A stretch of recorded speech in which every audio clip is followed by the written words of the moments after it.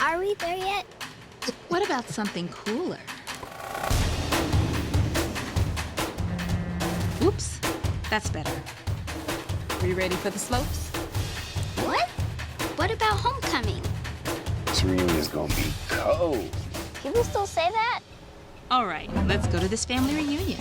Go Rogue in the all-new fiercely reimagined Nissan Rogue.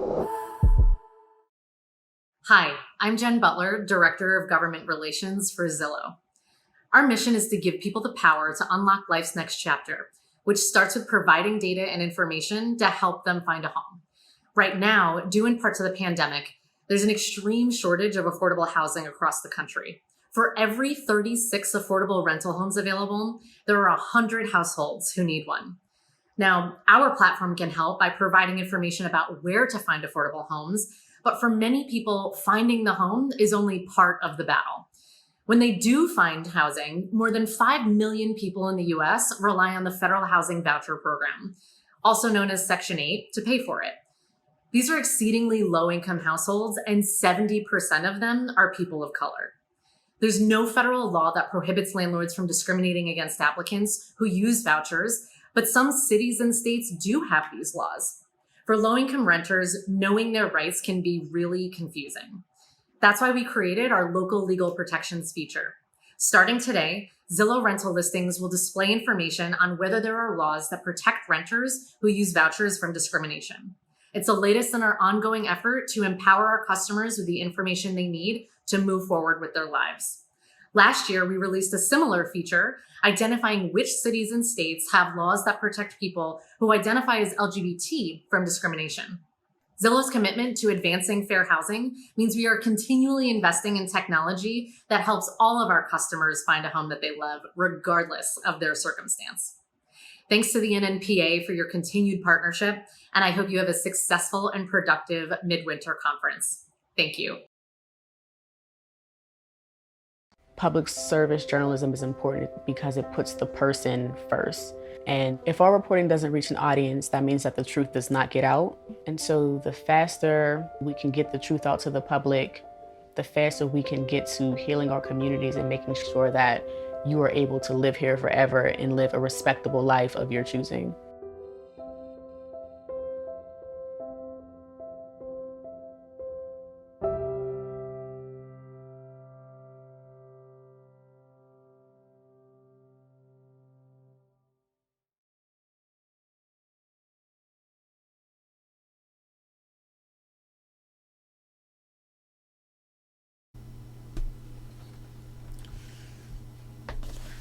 Hello, my name is Norman Rich, and I'm here to talk to you today about the NNPA's digital network, as well as how you, as a publisher, can earn additional revenue through digital channels, which include social media, web banner advertising, and other kinds of promotions that you can do online.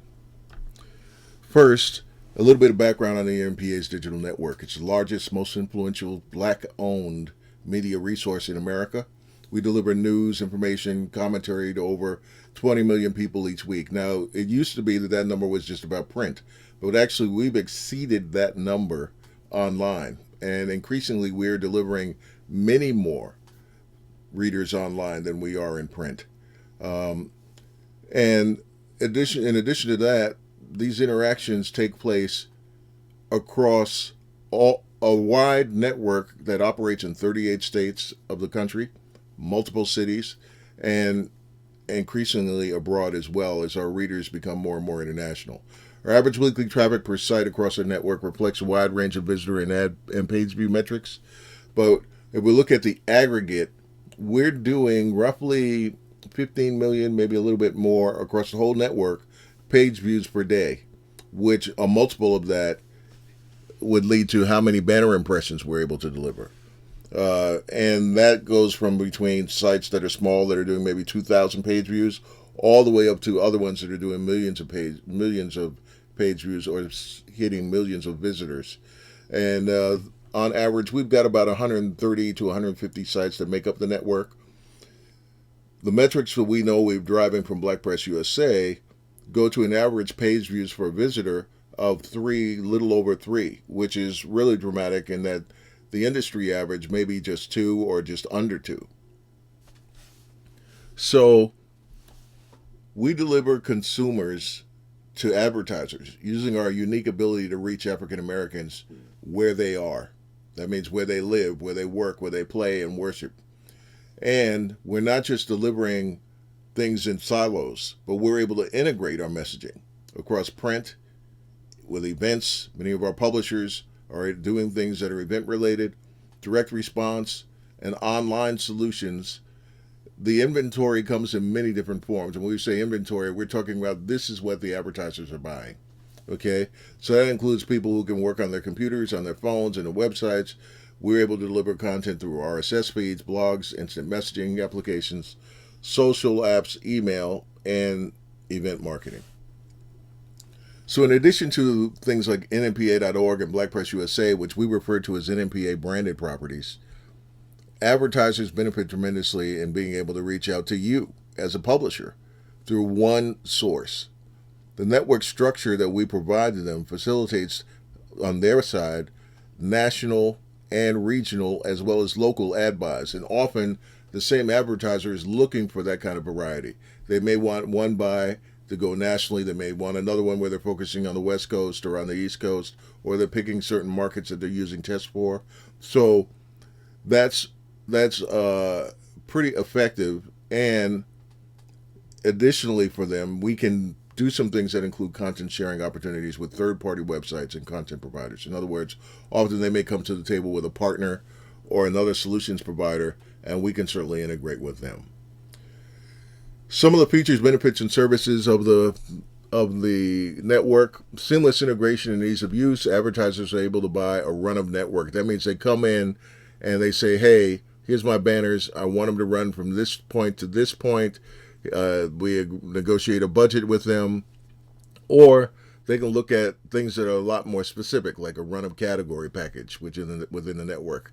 Categories may be defined as health. In other words, they only want their ads to appear on health-related articles. Creative is served from our ad service or directly from the advertiser servers using tags that they provide to us. And many of you have the experience of us providing tags to you that we're delivering the ads through. So in summary for the network, it's a first-tier advertising network. The network works with participating publishers to enable and offer run-of-site advertising across specific channels. We talked a little bit about that earlier. So you think of auto or travel maybe as an example of that. But in certain situations, we can also offer discounted pricing to marketers who are willing to relinquish control over their ads and how they'll run. And in those instances, we can include a site opt-out. We have had advertisers who have asked us to remove certain sites from the buy. We've had advertisers who've asked us to heavy up in other sites, and we refer to it as throttle, but basically slow down delivery to some sites. So the fact that we have the capability to do those things makes us increasingly more competitive. But it also says that we are focused on providing them a service that they're interested in buying. In other words, they don't want to waste money on markets they have no interest in reaching, and we can reach the markets that they want to reach pretty efficiently.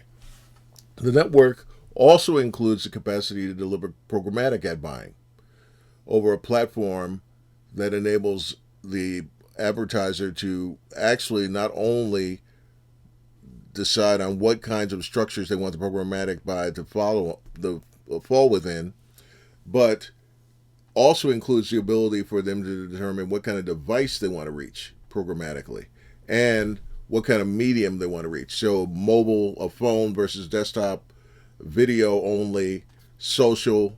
And in addition, we actually have the capacity to be able to monetize native advertising. In other words, we can monetize the articles on your site and through our programmatic server, serve them up to other potential publishers on a per view basis. So one simple interface enables us to manage all of that on the back end of the ad server. And it also enables us to deliver real-time reporting and transparent visibility to the advertiser without delays. The NMPA provides the support needed to ensure smooth integration based upon individual marketer needs and work with the advertisers and agencies to establish parameters for programmatic buys. So We generally go in and negotiate what the buy structure is going to be. There's a premise in programmatic. It's called a deal ID, where in other words, your programmatic is a bidding channel. And basically what you're saying is, here's my inventory, here's all of the ad space that I have to offer. Very often we're talking about remnant space, space that's not being taken up by direct sales. And you can negotiate a fee for the advertiser to be able to access that space. But then after that, it's all done electronically. And it's all done pretty much at the advertiser's whim. They go in and select when they want to buy, how they want to buy, where they want to buy, etc. But the fact that we're able to do that, and to do that in a way that's seamless, has a lot of benefit to them. And if they're already using an existing ad server, frequently the advertiser is going to be using Google Ad Manager or OpenX or one of the other kinds of networks that are used by advertisers to be able to buy ads in bulk. We can integrate with those servers pretty seamlessly. We also provide rich media support, which means that we can do more than static banners. Actually, many of the banners that we've run in our campaigns have either been video or HTML5, which basically means that there's code that's driving a kind of like a miniature website that appears within the banner space. We can also do some things with email, mobile, and specific kinds of ad calls that are pulled up based on a trigger mechanism. In other words, a keyword, a region, some other kind of demographic like age, job description, depends on what kind of information we may have on the visitor. So we provide instant access to real-time reports that can be shared with the staff and decision makers. In other words, advertising comes in, we can actually give them access to our back-end ad server. And the features of all of that include video ad serving, geographic targeting, site zone targeting. That means target and serve ads to specific websites or zones. Zones within a website, in other words, home pages, secondary pages, or even things like negotiating with you as a publisher. We would have to go in up front to negotiate the ability to be involved in your email blasts and those kinds of things. Then there's a couple of other things that they get a little technical, but they're important to understand. Frequency capping, that means how many times will an individual user see an ad. Keyword targeting, it's pretty self-explanatory. The advertising comes in, they say, here are the 5 or 10 or 1 or 2 words that we want all of our ads to be associated with. In other words, if one of these ads appears in an ad, in an article, we'd love our ads to be able to show up in an article. Start and end times, when the ads start, when they end, smart dashboard. They're able to come in and not only see the performance of the ad, but also control if it starts, if it stops. We can give them permissions through our ad server to actually launch new campaigns. We just haven't done that, and I don't foresee that happening in the near future, but the capability is there. And as I said earlier, fast and accurate reports, and all standard IAB. IAB is the Interactive Advertising Bureau. They're kind of like the governing agency, or one of the governing agencies, over a lot of things that happens online. So they've made some determinations about, here are some of the standards that advertisers want to be able to deal with, as well as some of the standards that publishers want to be able to deal with. Now, I also want to include here some frequently asked questions that we get from advertisers, because I think it will help you as you're thinking about what you're doing with your websites. How many impressions are the sites offering? And we generally have to explain to them that our member sites offer digital advertisers tremendous flexibility to take advantage of impressions across entire sites within specific subject categories. We talked about this a little bit earlier. Within specific markets and within special supplements that are targeted to specific audiences based upon lifestyle or demographics. Now, obviously, some of that has to do with education. The more that we know about what you're doing, the easier it is for us to be able to build that into a negotiation. Today, we're generally doing pretty straightforward ad buys, but that doesn't preclude us from being able to negotiate some more complex buys. And we have done some pretty complex structured buys directly and run them across not only Black Press USA, but integrated the rest of the network as a result. So in aggregate, our publishers can support several million impressions to advertisers on a daily basis. Depending on the placement preferences requested by an advertiser, Many of the publishers in major markets can guarantee hundreds of thousands of millions of impressions each week. And the only reason we have hundreds of thousands here is because we still have a pretty large gap between the well and high performing publishers and the publishers that are just coming on board and transitioning into digital. So one thing is that all of our sites can support standard banner sizes, and so that's what we kind of lead with. The full banner, leaderboard, square sizes, that's at full banner is the let's say 160 by 600 that you might see. A leaderboard is the banner at the top of the web page. That's 728 by 90. These are all sizes in pixels. And squares are usually the 350. Those are the three that are most commonly run. Other options, including rich media, video, and pre-roll, are limited to specific publisher sites. They require a different level of technology integration and service and being able to support the ads, even though we have been able to deliver video using the same kinds of platforms as our traditional banners. And we're looking to do, and rich media and some other things. But in terms of video, in this instance, we're talking about video pre-roll and some other kinds of things over the top. In other words, they want to be able to reach people on YouTube, on their mobile devices, on their television sets, and they want to be able to buy that inventory through us. Now, often what that means for us is that we would have to buy it through a third party. And because of that, that means that revenue is not coming in through our publishers. So for those reasons, we tend to stick with the traditional kinds of banner buys. What social media platforms are they including? How many posts are they offering? What is the length of the social media campaign? So social is a big deal, and increasingly it's becoming a bigger deal for advertisers who want to understand how we can integrate their ad buy not only as display, which means display is what's referred to as just straight banner kinds of buys that run in a post or on a page or on a site, but also how we can integrate it into other places, which include social media, and sometimes even email blasts and other kinds of delivery of the messages. So what we've been doing pretty significantly is offering advertisers the ability to not only advertise using display and traditional means, but to also be able to integrate press releases, downloadable attachments, webinars, sponsored Facebook or YouTube live stream content. You see us doing a large number of live streams. That's part of what's driving all that, so that we can develop new content and have additional inventory to be able to offer up to publishers. Do all the NMPA newspapers have their own websites? If not, how many and what is the daily average traffic to the sites? We touched on this a little bit earlier, but often the answers that we give to them to this question, they already know. There are many different services that you can subscribe to that will give an estimation of a website's traffic. Sometimes they're pretty on, sometimes they're horribly wrong. But what we want to be able to do is to be able to give a more accurate assessment whenever possible. So we know that, especially after the advent of COVID and many more publishers moving online to digital, the majority of our publishers are maintaining websites where they provide access to news, community events, and other information of importance to their readership.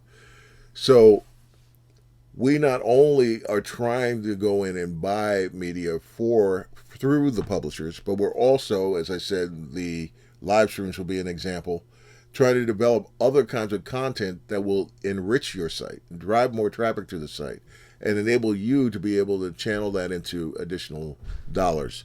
Since many factors contribute to visitation across that many websites, one of the things we try to stress with advertisers is we're news publishers. And often our visitation will change depending on the news cycle. So that's a very important thing, and it's a key negotiation factor. And now so that's kind of an overview, but really I think this is the meat of what you wanted to maybe hear about, is how can I grow in digital? Well, first, we want to take a step back, and I want to try to see if I can convey that all things that happen in digital are business-based. Digital is not an island that operates on its own. It's all based on business philosophies and other kinds of things that are driven through business mechanisms. Digital hasn't been around for hundreds of years. So that means that most of what's been developed for it has been developed by people whose expertise has come from other places, including digital. Now, all of that has had a huge impact on the rest of society. And now we're no longer in a society where people operate individually or go on their own and make decisions, even though we believe we do. But really what you want to do is you want to think of our current society as a network economy. In a network economy, the value is created and shared by all members of a network rather than by individual companies. Economies of scale stem from the size of the network, not the individual enterprise. So think of it this way. The members of the network drive value, which leads to more members, which leads to more value. We're able to leverage the value of our combined membership when we speak with advertisers. And then we're able to differentiate ourselves from other people that are talking to them. There are other networks that may be more sophisticated or may be able to offer them other kinds of services at a higher level of detail. But we are unique in that there's no other network that looks like us. There might be other individual publishers, but as the previous slide talked about, their advertisers are looking to be able to make one decision across a broad range of platforms and assets, right, and be able to get some benefit through that. So here's another example that I put in just to provide some context. Back in 1990, a tiny fraction of the world's population was using a cell phone. If you're watching this from home and you just think about how many cell phones are in your house compared to, how many phones you might have had in the home back then. But by 2010, roughly 20 years later, and 20 years matters because 20 years is the time frame that's associated from a marketing standpoint with internalization of a specific technology or system. So 20 years later, those numbers had jumped to 4 billion people, or a whopping 67% of the world's population subscribing to mobile services, and close to 2 billion or 26.6% of the world's population using the internet. Now, why does that matter? Because the cell phone is a network. All cell phone users are members of the same network. And the more users there are, the more value there is in being able to have and operate a cell phone. Okay? The other thing that's important here is that this 4 billion number, Facebook alone has that many users today. The number of prospects and customers is finite. In other words, there's a finite number of people who are going to buy our services for whatever reason, right? And even though the marketplace may be expanding, in other words, these people may be buying more or may be buying more efficiently, this number about African American spending being at the $1 or $2 trillion mark may be accurate, and it may indicate that the marketplace is expanding. But the second part of this sentence is what also is true. That marketplace for an individual seller who's trying to get into it may be shrinking because efficiencies are allowing more and more competitors to come into the fray. So we also have to look at this a little differently from an operation standpoint. You as a publisher have operated a certain way, especially our longer term publishers, for a long time. In other words, print sales follow a certain kind of protocol. And digital sales may borrow some of that protocol, but then other aspects of it completely different. But the buyers who understand the print protocol are aging and they're retiring or they're moving on to other kinds of jobs. And the people who are coming in, they're a different kind of breed, right? They're focused on tech, cost, influence, not relationships. So we have to do a more powerful job of pushing the positive side of what we're doing.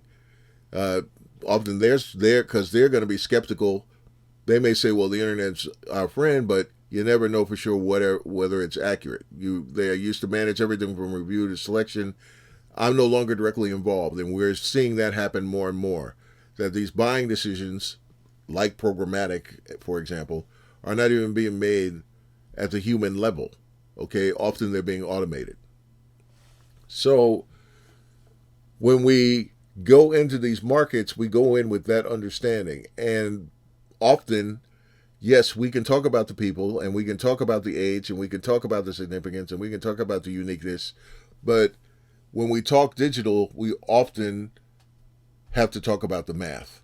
because it often comes down to numbers.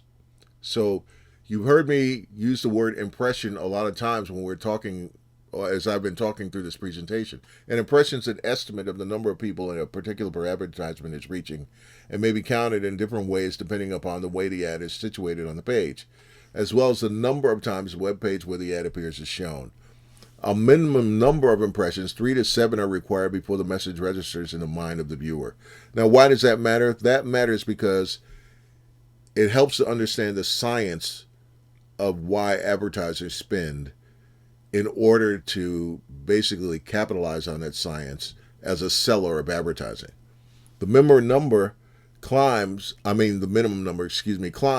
upon the total number of impressions left by all participants in the category. In other words, if I sell shoes and I'm the only one in my whole city selling shoes, then I don't have to leave as many impressions to be able to convert somebody to come in and buy me shoes. I'm the only game in town. However, if 200 people are selling shoes in the same block as me, then my challenges are a lot different. We call the collective universe of impressions, like all of these people trying to get somebody to buy something, clutter, or the voice of the marketplace. So our contribution to that clutter, and the clutter is not necessarily a negative thing, is called our share of voice. Now, you might have heard share of voice being used in a different term, but share of voice in this instance means if I was in a room all by myself and somebody else came in, the two of us could have a normal conversation in normal tones. However, as the room became crowded, more and more crowded, we would eventually need to have we would start yelling or screaming, and then eventually we need to have a microphone to be heard. So the share of voice has to be equal to or above that maintained by our competitors. Now, this is true for the advertiser, but it's also true for you as a publisher. Part of the reason that you may find challenges with sales is because everyone is coming into the advertiser with the same pitch. And some of them may be better able to deliver on what the advertiser is looking for. So understanding that you're not just offering a service, but you're competing as a marketer. And that is true with digital. You have to basically think of yourself as a marketer who's selling content or access to your content, and shape that content and that access in a way that's going to be appealing to your target customer. And again, it's all about the math, because it also is not something that you should do blindly. Digital sales and the revenue that you want to generate from them need to be defined. You need to have some numbers in your mind, because those numbers are going to enable you to determine how much you're going to be willing to spend to be able to convert those audiences. Now, there's a difference between maintaining a website and just having a web presence in case people want to come in and read something. There's a difference between that and expecting your website to be able to deliver a profit for what you've invested in it. So revenue's not realized until it's earned. In other words, you've got to be able to grow your sales funnel and earn the revenue so you can count it, right? And your actual required sales, in other words, since the advertiser is coming in and spending with you, but they're not giving you the whole year's worth of spending in one check. Often it's a monthly situation. So you've got monthly expenses and other kinds of things if you're a business owner. And I realize this may sound like it's a departure from digital, but it isn't. It's consistent with that, because your ability to offer these services comes with a cost. And understanding what that cost is gives you the ability to target how many sales I've got to cover over what period of time on what average amount of time. And to task your salespeople or sales staff, or to look at other kinds of solutions to help to fill that number. So there's some conversions here, and I'd be happy to shoot you this deck so you can take a closer look at them. Just send me an email, normanrich@nnpa.org. But essentially the goal of this slide is to talk about the fact that there's a science behind digital. It's not just a question of putting the banners there. So reductions or increases in any of those formulas that were on the previous slide, they affect your ability to be able to grow and be profitable. Your sales objectives, you've got to define what the number is that you're trying to reach. You can't just hope and pray that you're going to get there. Your conversion rates at both the interest and conversion tiers. What that really means is that you may have some people that are coming in and they're just looking and clicking and clicking and clicking, right? Now, you've got two things here. You've got one, the advertiser is looking to convert. They're looking to see how many people actually come into my store because I put banners on your website, right? And then secondarily, you're trying to determine how many new markets or advertisers or readers or visitors, whatever your target is, you can reach through the investments that you're making in digital. So some of that is also defining a minimum and average sale amount, understanding what your sales cycle duration is. You need to understand and know if it's taking you 3 months to close a deal on average so that you can plan accordingly. The percentage of waste inherent in the media channel, in other words, this is more for you as a marketer than as a publisher, because you've got to kind of practice what you preach. You've got to do some kinds of advertising or promotion. And what that means, percentage of waste, just means you're going to talk to some people who will never buy what you're selling. And if you're spending all of your time talking to people who will never buy what you're selling, that turns out to be pretty ineffective. Message frequency, how often are you reaching these people with the same message? Remember the earlier slide, the 3 to 7 times before they show any interest? And then how many people are competing in the marketplace? And what's your share of voice? All these things directly impact the formulas that determine the minimum number of impressions that are required both for the advertiser but also for you as a marketer. So that comes down to a few things. When you look at your person who's buying, part of the reason that it's difficult sometimes to break through is the thing that we call the loyalty loop. You have active and passive loyalty. Active loyalty means I'm over here, I'm buying with these people, they're doing a great job, I'm not really interested in looking anywhere else. Passive loyalty means somebody could be doing a great job, but I'm still looking. I'm willing to look around and try somebody else, right? Now, these things are real and they exist. The one thing about digital is because of the removal of human contact, it becomes much easier for people who operate in either of those loops, right, to just be able to continue operating in that loop. So what you want to be able to do is to develop enough media channels to move aggressively beyond just a purely push style communication. We call push print. It means I open up the paper, it's pushed on me, I see whatever when I open up the page, I see it, I can't help it. Whereas the web is called pull. Because if I don't want to go there, I won't. It takes a little bit of a higher degree of motivation on the part of the person who's trying to get me there for me to be able to convert. So we know that 2/3 of the touch points during the active evaluation phase involve purchaser-driven marketing activities, not publishers-driven marketing messaging. In other words, I'm thinking about what I want to buy. I've already done some research. That's what this active evaluation phase means. I've done some research. I've narrowed it down. Here are the few people I'm going to talk to about buying. Versus you're sending me your media kit, your salesperson is calling me over the phone. That may have some impact, but generally not until I'm prepared to buy or until I'm satisfied that this might be a good decision.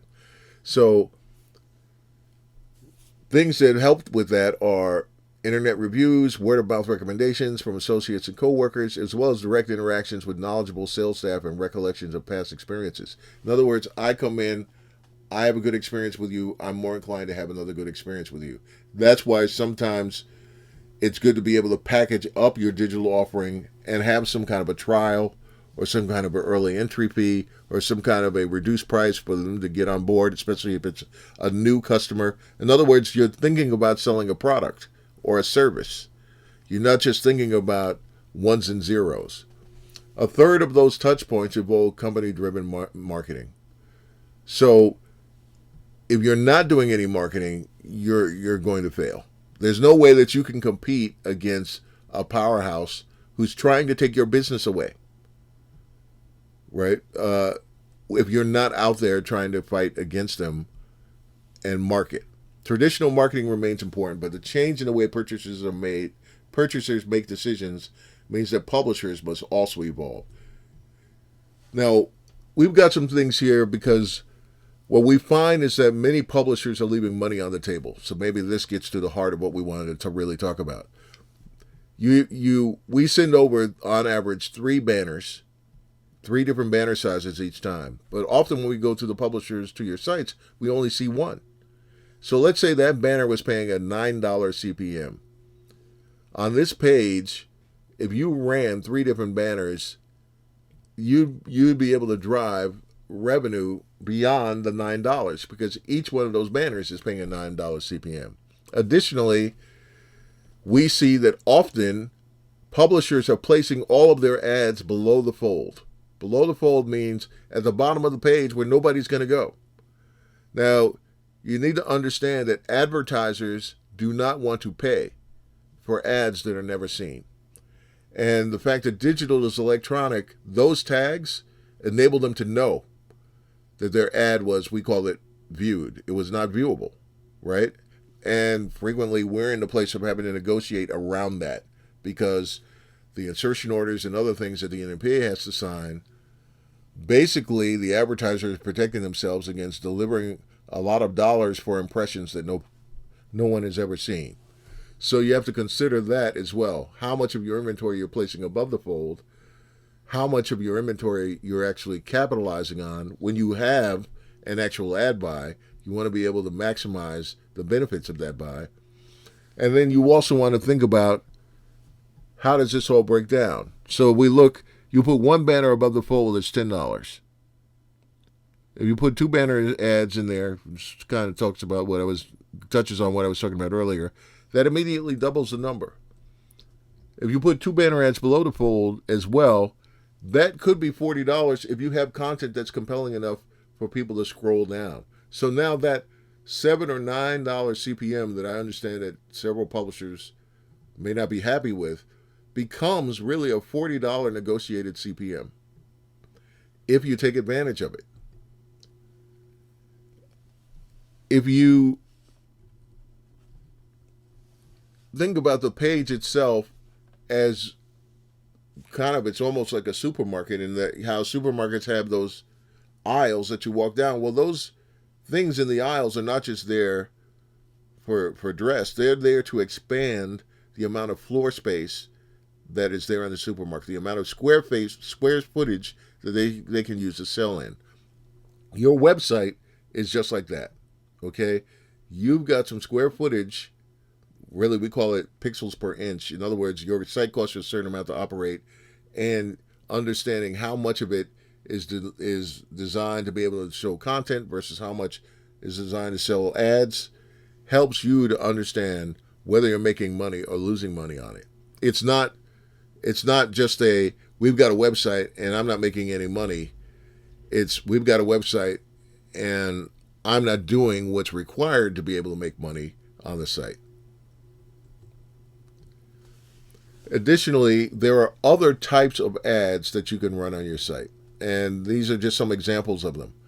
An expanding ad, right? Now these we're including because all of these different types of delivery mechanisms can be charged at a higher premium.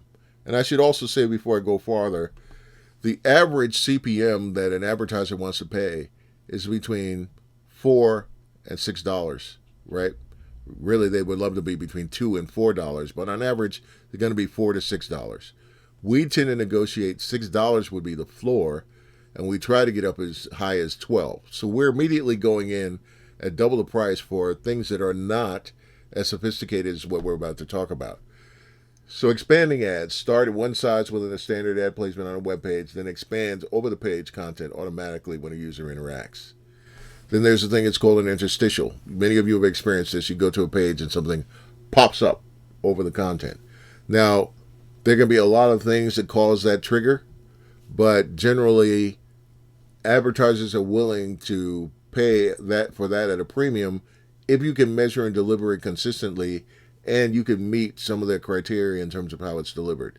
And the ad itself usually disappears after about 15 seconds if the user doesn't interact with it.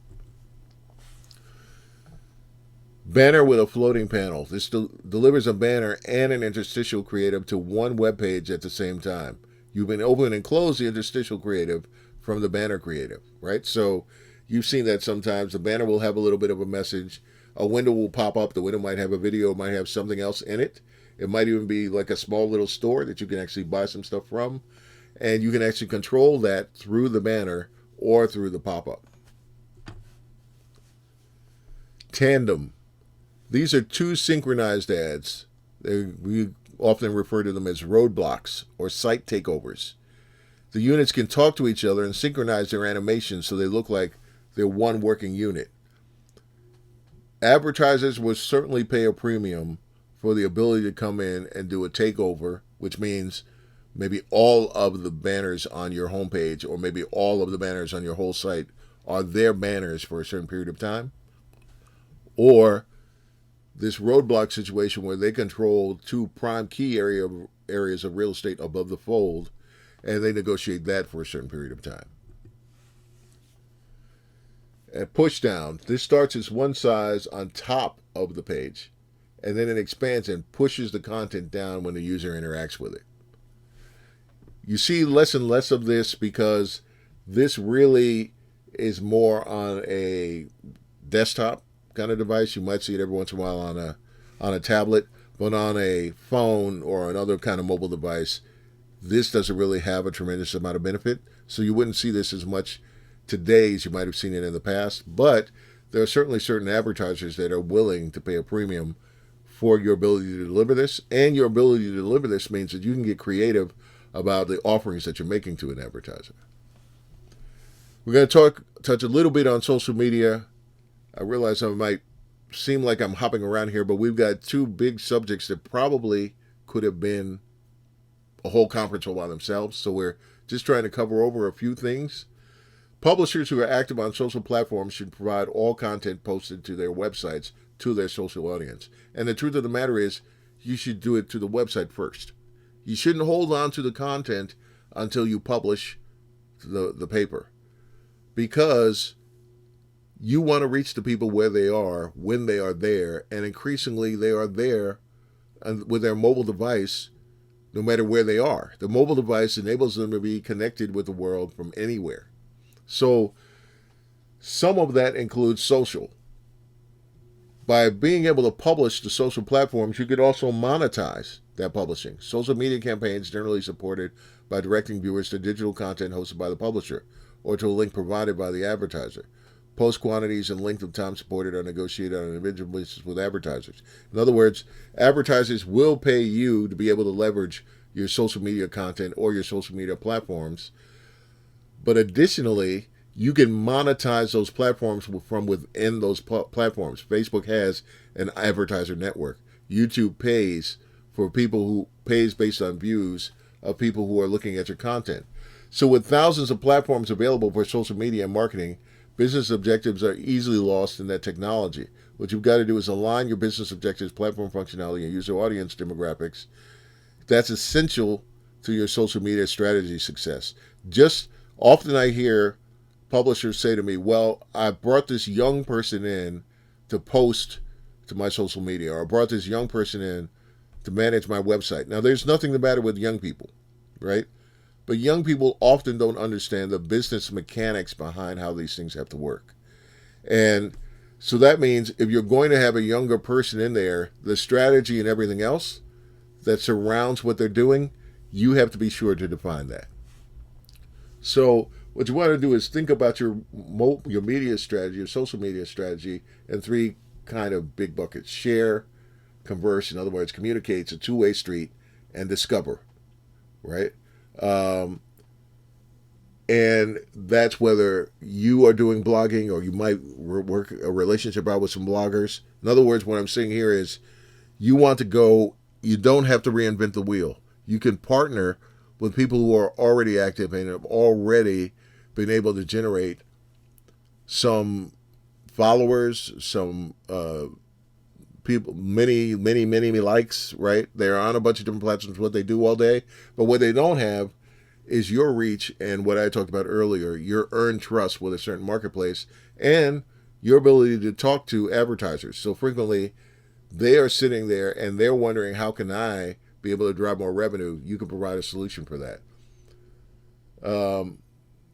You want to be able to maintain at least 3 or 4 different social media channels going at the same time, because people are not all using one channel all the time. You want to be able to support regions, meaning going beyond where you are, right, with a minimum of 3 social media channels, and you want to be sure that your stuff is discoverable in SEO. Now, SEO means you've got to have some unique content. There's nothing wrong with subscribing to the Associated Press or any other kind of a news feed service. However, you should also understand that Google, from an SEO standpoint, they measure that. They measure how much of the content is original and how much of it appears in a whole bunch of other places. And that can go to your ranking and how people find you. And that ranking follows you everywhere you go. It's almost like a credit score. Okay, it can impact how your content is distributed on social channels, including Twitter and Facebook. It can certainly influence how your content is distributed from within Google as a search engine and other search engines. So, by and large, you want to find at least a percentage of your content you want to generate and use that content to create conversations with prospects and customers that generate awareness and word of mouth. And we say prospects and customers, we're not just talking about the advertisers, obviously, but the customers who are your readers and viewers, right? You want them talking about you and your content.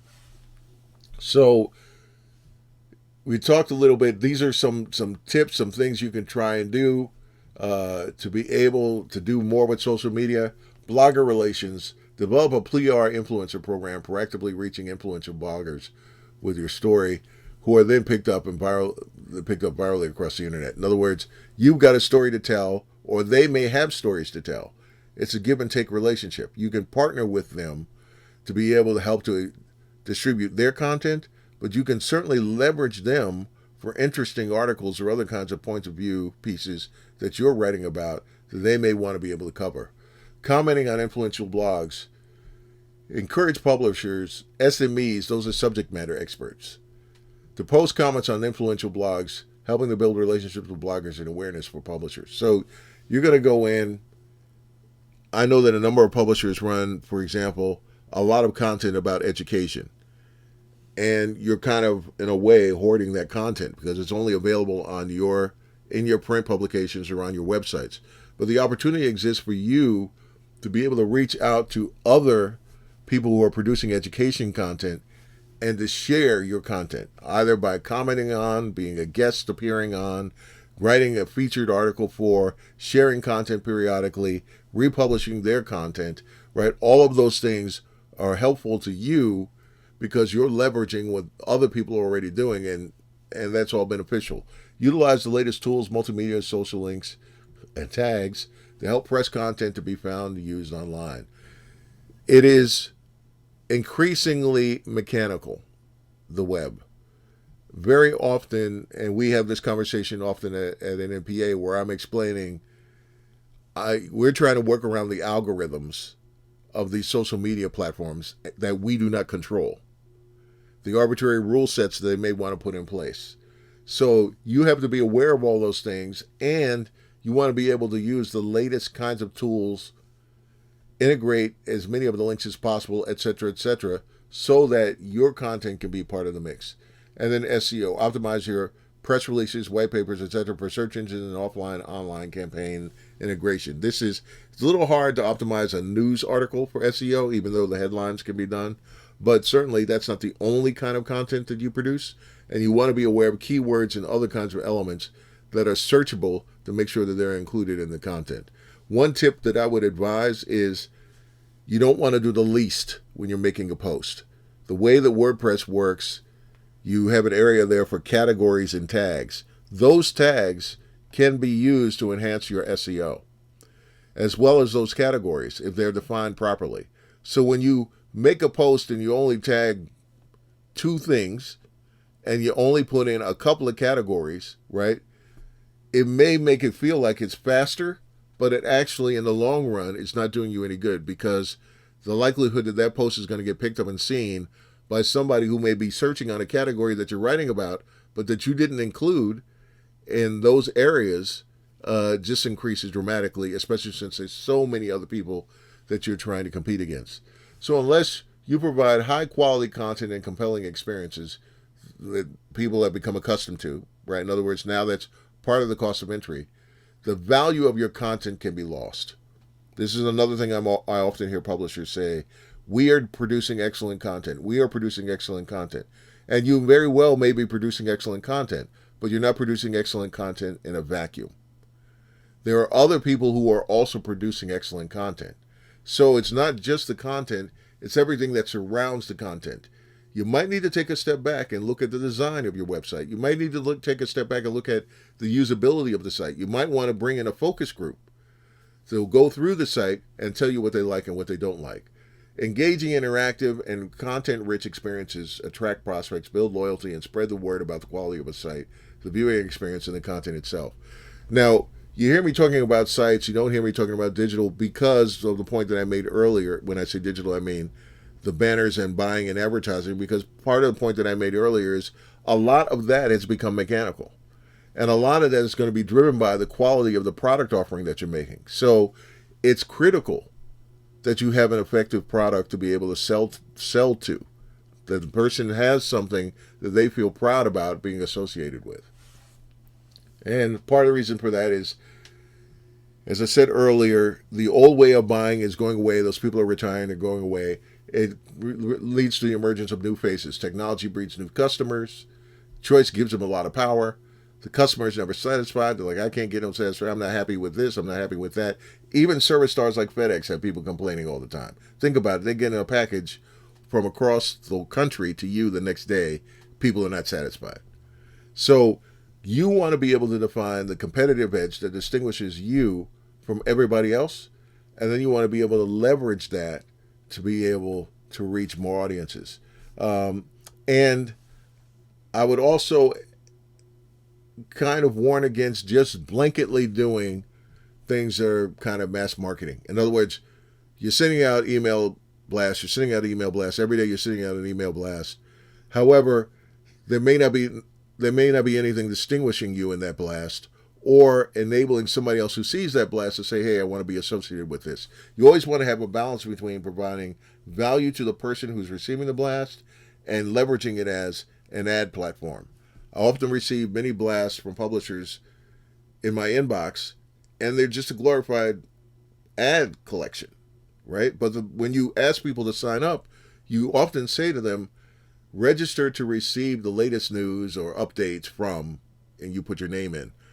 And you're going to find that many people then be unregistered because they didn't register to receive a page full of ads. They registered to receive news from a source that they trust.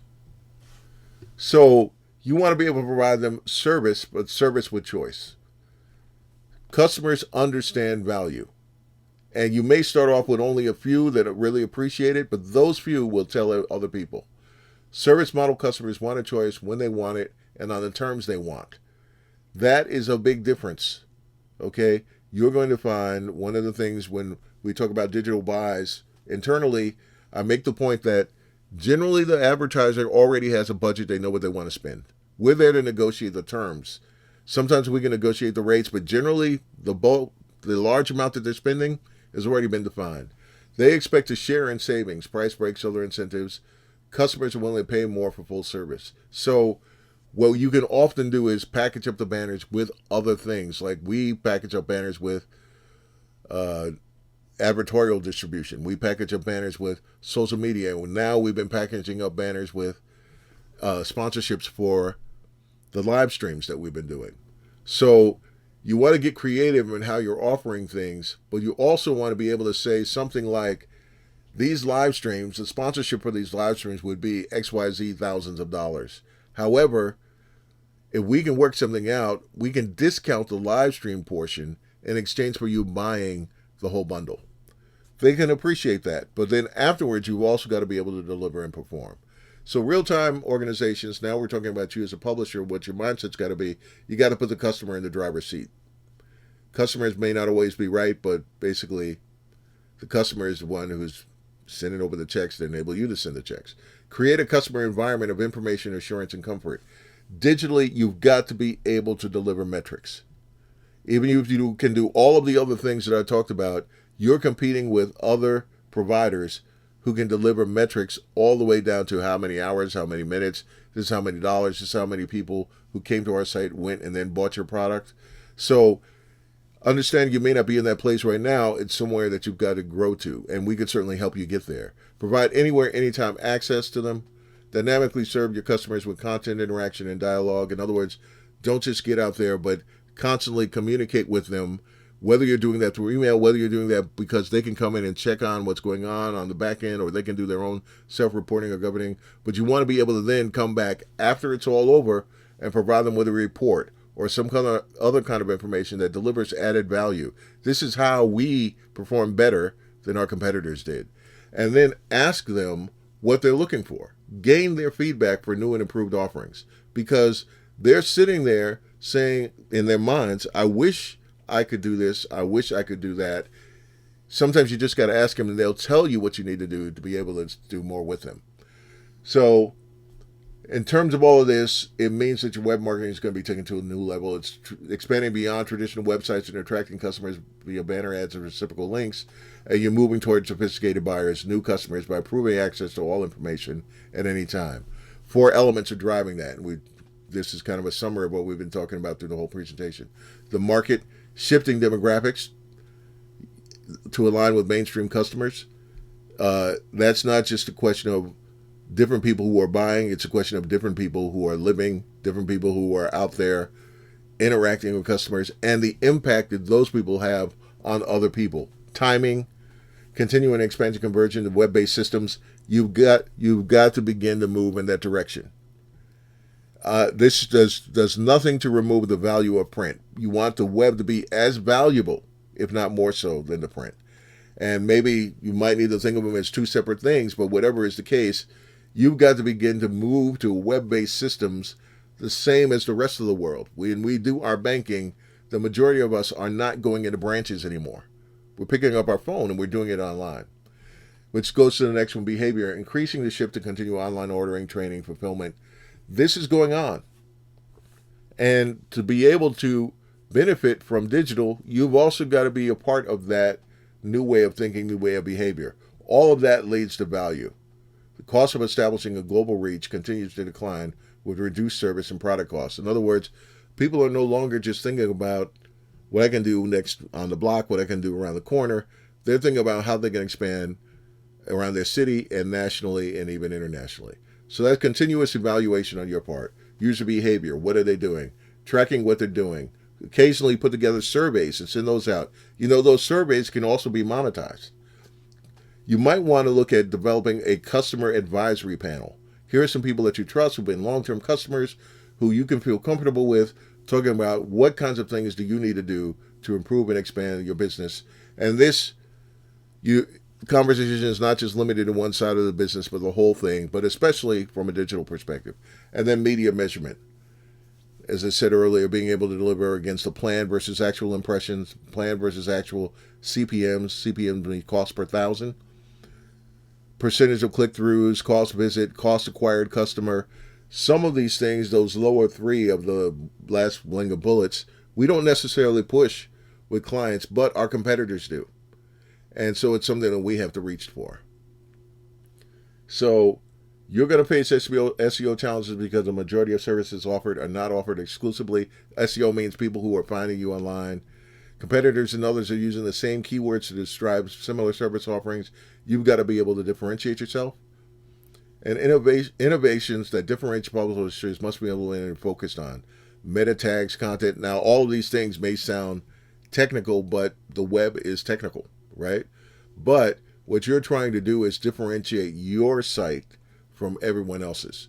You want people to come to your site for a reason, and you want them to understand what that reason is, and you want it to be the same reason that you have in your mind. And that reason needs to go beyond high quality news. It may even be a personality or a group of personalities. It may be an offering. It may even be, how Stacy now is doing the 7:30 broadcast every day. But that's part of the reason for that broadcast, for us to be able to further differentiate ourselves from other people who are providing news that they see as news directed at African Americans. So here we're just talking a little bit about SEO. You want developing an SEO program. Now you may see this as something that's not as important, and I might not disagree that there are other things that are more important to do immediately, but certainly an effective SEO program, SEO stands for search engine optimization, right, will benefit you as a publisher because it makes all of your other efforts and investments more efficient. You're able to then leverage all these other platforms and tools that are out there on the web. An example here, Sovereign Bank finds that new account applications increase with a higher SEO investment. Search marketing accounts for 59% of the overall interactive pie in terms of their investments. Search engine optimization is the process of configuring a website so that it ranks within the first 3 to 5 search engine results pages. Beyond that, people don't go. They might go 3 pages and then they give up. So if the number of sites increases by 1.5 million each month, providing some context for the challenges that you're facing is important here.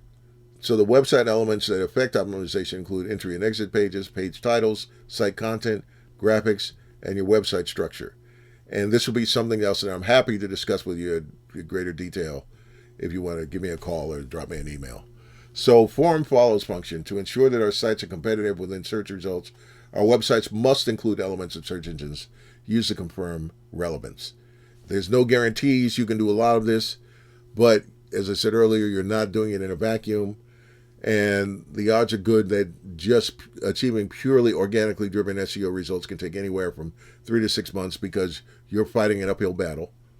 And it would require targeting the right elements of your publisher's web property. In other words, you might want to look at specific kinds of things. I've noticed that some publishers have begun doing food sections or automotive sections.